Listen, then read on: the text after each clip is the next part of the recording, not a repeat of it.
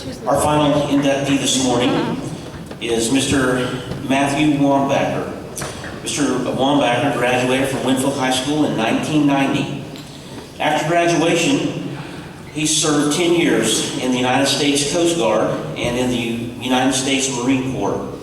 The highlights of his time in the service include selection for duty assignment to the Presidential Honor Guard and serving as aircraft navigator on board the AE-130H long-range aircraft.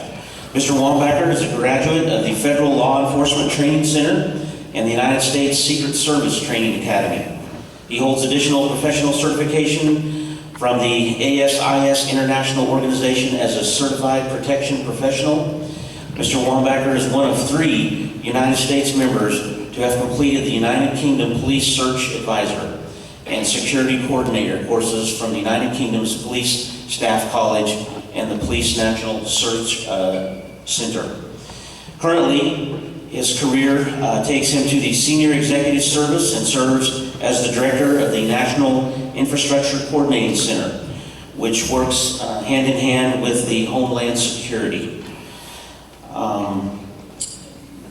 His job is dedicated 24/7 with coordination and information sharing operations center that maintains situational awareness of the nation's critical infrastructure for the federal government. When an incident or event affecting critical infrastructure happens, it requires coordination between the Department of Homeland Security and the owners and operators of our nation's infrastructure, and Mr. Wombacher oversees that. At this time, I would like to introduce to you Mr. Matthew Wombacher.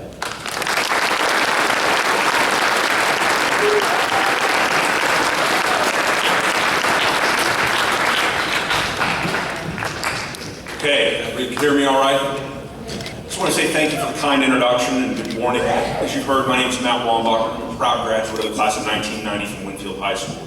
Before I share some of what I've learned and experienced since graduation, I'd like to extend my thanks to Dr. Reed, the superintendent of schools, Principal Creedon, Principal Winfield High School, Karen from the superintendent's office, certainly, and my fellow inductees. Most importantly, I'd like to thank the talented and dedicated, hardworking staff of this school and this dedicated and wonderful student body that's here today. I remember it was like yesterday, sitting here in the seat you're in right now, thinking 3 things. Who is this guy? How long is he going to talk? And I hope it's not going to be boring. You have my promise. I'll do my best not be that guy. All right. Gotcha.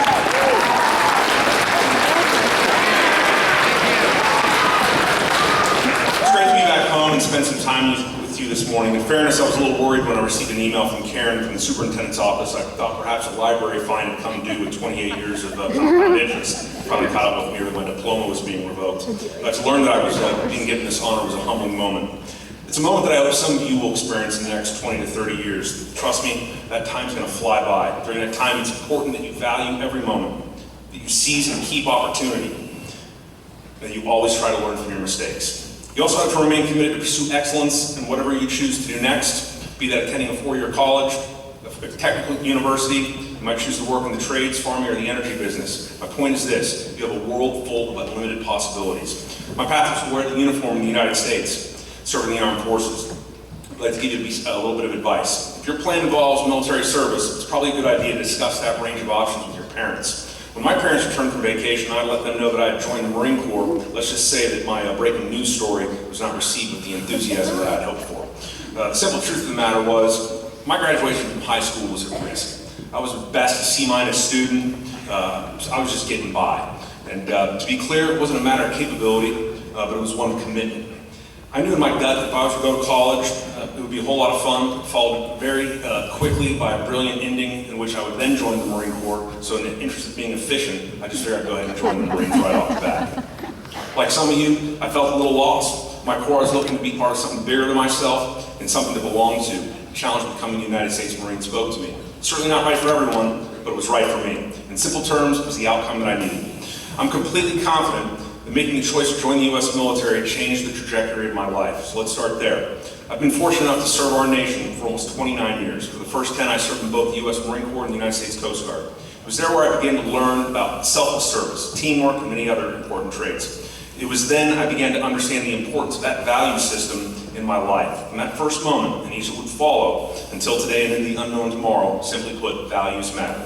But everyone starts at the bottom. Being a private Marines is exactly the very bottom. From there, you need to learn how to follow. That is a bedrock needed to develop the qualities of a leader. Because I assure you, you will be called to leadership at some point in your life. My experience tells me it will never be the moment you're choosing. When that moment arrives, you are training, experience, and courage to make the right call when the chips are down, and you should use every single minute to prepare for that. Life throws curveballs every now and then. I was fortunate enough to be stationed after a year in Japan with the Coast Guard Ceremonial Honor Guard in Washington, D.C. These are the men and women you see in military parades, like the President's inauguration, wreath-laying ceremonies at Arlington National Cemetery. About 18 months into that assignment, there was a Sunday night I wasn't feeling well. I noticed a weird lump, and it seemed like a pretty good idea to go get it checked out. The next day I went to the Bethesda Naval Hospital, and after being seen by about 8 very worried doctors in 3 hours, my suspicion was confirmed. As strange as this sounds, I was oddly prepared for the next piece of news that I knew was coming. They told me I had cancer, that I was to be taken into emergency surgery that day. It's a lot to handle at 23. But I silently committed that it was only an inconvenience and everything would be fine on the other side. Don't get me wrong, it was not fun. I'm on the other side and it's fine.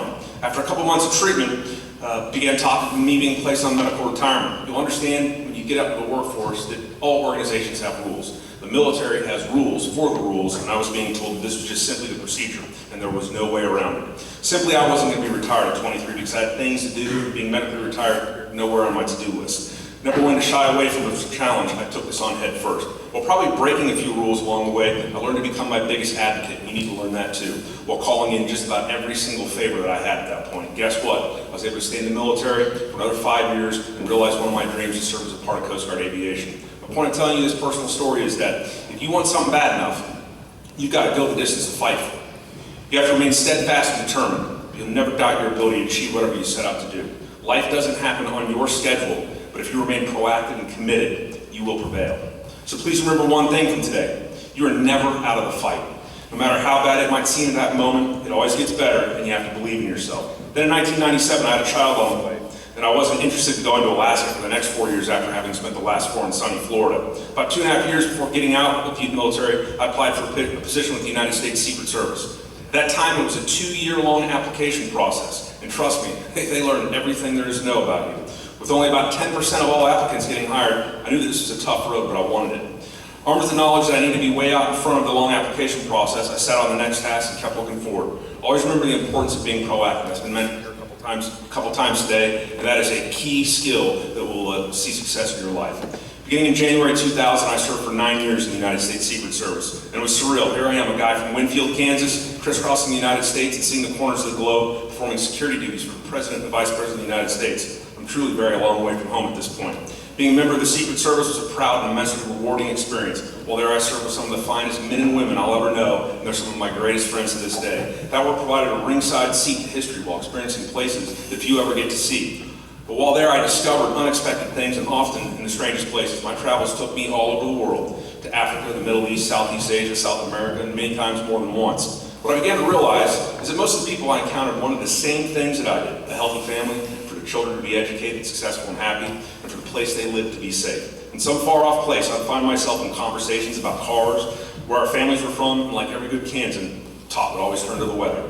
We may have looked different, spoke different languages, went to different places to worship, but I found there are always more similarities than not. My point here is to remain open and to learn about other people and their story. My experience tells me that you'll find you have a lot more in common than you think. By remaining open, you and the world might become a little better place. In 2009, I had a unique promotion opportunity presented itself, and I was faced with a tough decision to leave the Secret Service for a position with the Department of Homeland Security. It's where I serve today as a member of the Senior Executive Service. I'm fortunate enough to lead the finest group of dedicated public servants a person could ask for. These men and women work tirelessly to help protect our nation's critical infrastructure and support response when there are major disasters.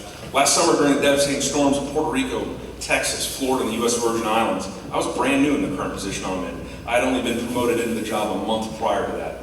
Being able to draw upon the previous 28 years of experience was the only thing that made me successful. It was during those many years where I learned to follow and how to be a part of high-functioning teams, along with countless other lessons, both good and bad. Remember when I said you'll be called to lead and it will not be at the time of your choosing? That was the summer of 2017 for me. So please learn from everything, both the good and the bad. There will be a time you'll have to remember most of it because the stakes will be that high. So in closing, I'd like to offer you guys a few thoughts.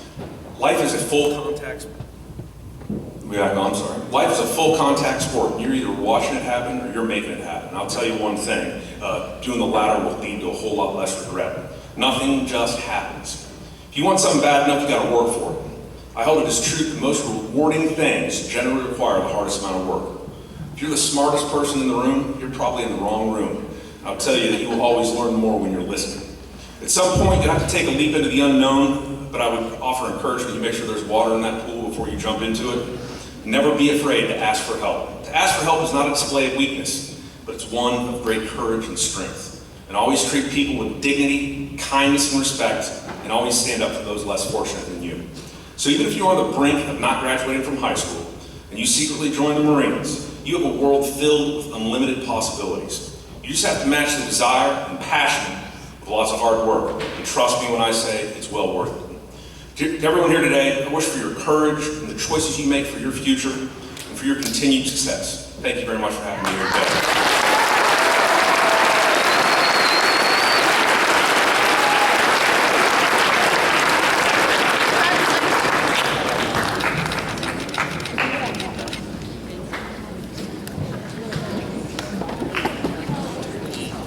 I would like you for your attention and your attentiveness.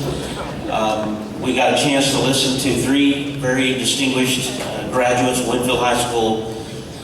Remember, in just a matter of years, it could be one of you that we bring back to school and recognize. So I'm really excited to see what you guys are going to do with your lives once you leave Winfield High.